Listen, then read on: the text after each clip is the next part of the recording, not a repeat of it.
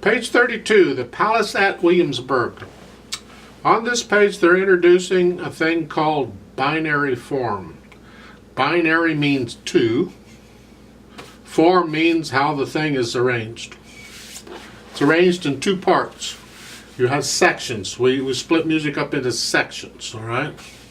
Generally you'll see a double bar between the sections. Not necessarily, but usually it is. To tell you we're finishing this section, we go on to this section.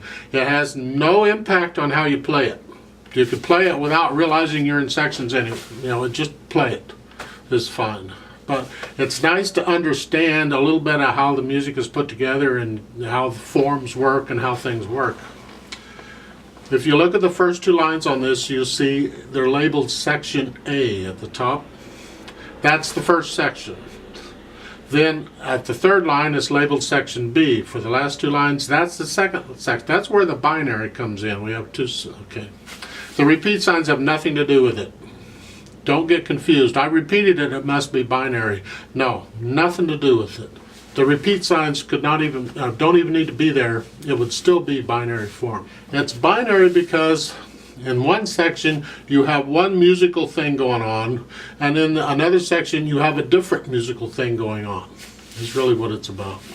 What I would like to do is point out a few trickery. There is some tricky stuff going on in there in fingering. All right, so work this fingering out carefully, one hand at a time. You have some nasty hand moves that you got to do quickly, so you're going to have to practice them. Know where you are, which finger's involved, where you want to go with which finger, and make sure you can do that. At the beginning, in the right hand, I'm talking about right hand first. We're showing a 5-3-1. I don't like that. I find that this to here is a big stretch. I don't like that. I suggest a 5-4-1. That's typically the fingering that would be used because you're in this chord. And that's the fingering for the chord. You're just not playing the G. You're just doing E. Okay, so I recommend a 4-1, a 4 on the B. And then in the next measure with the C's, it's a 4 again. Staccato, okay, and then now you got to go up, right? Well, between phrases. So the time it takes you to lift and move is the silence you need between the phrase, all right? So from here to here. Now, in the second line, second measure, it's 3-5-1. Now look at that. That's a 4. So contract your hand.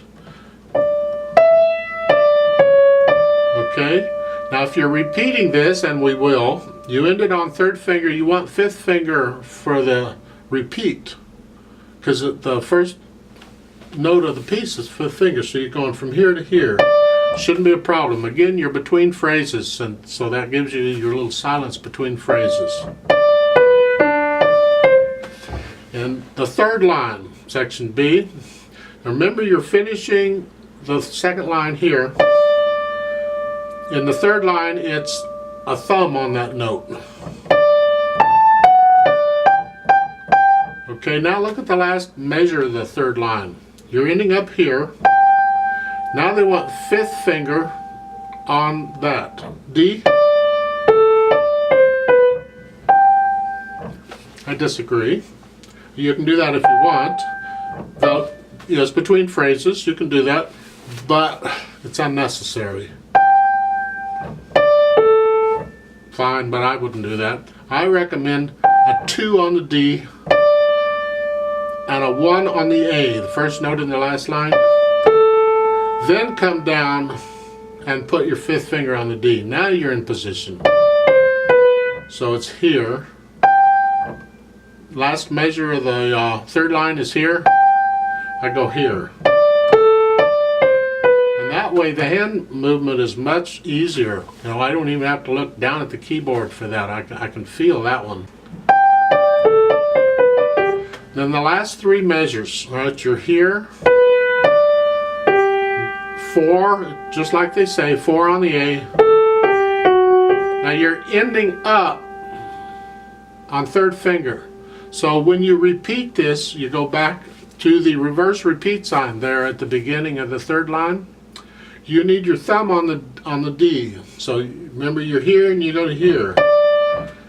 Between phrases, you're fine here, just know that you got to do that.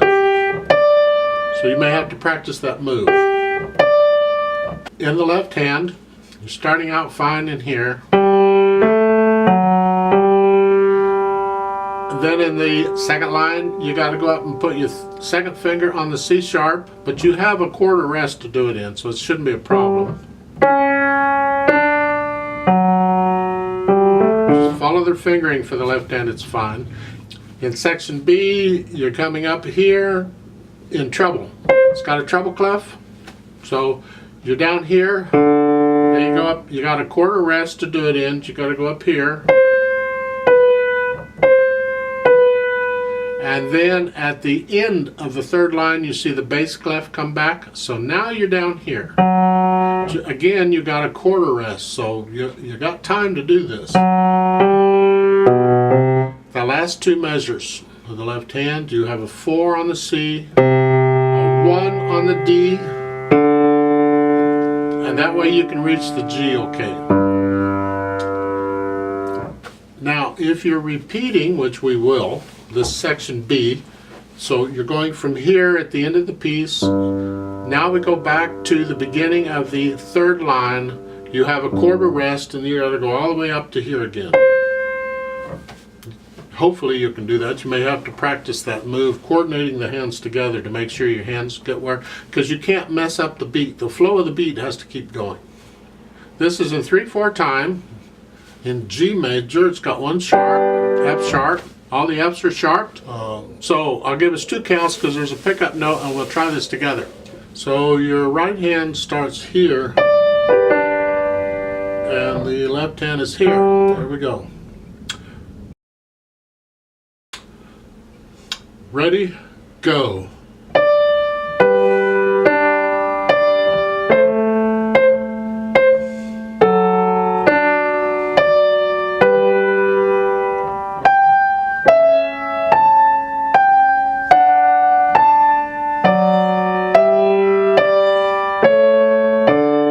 Repeat.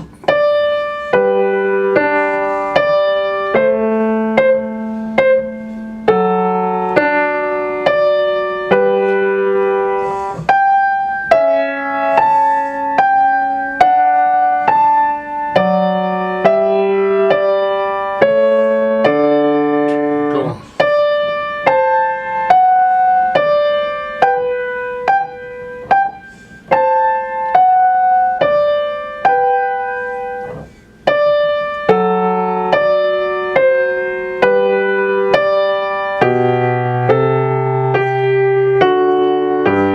Repeat.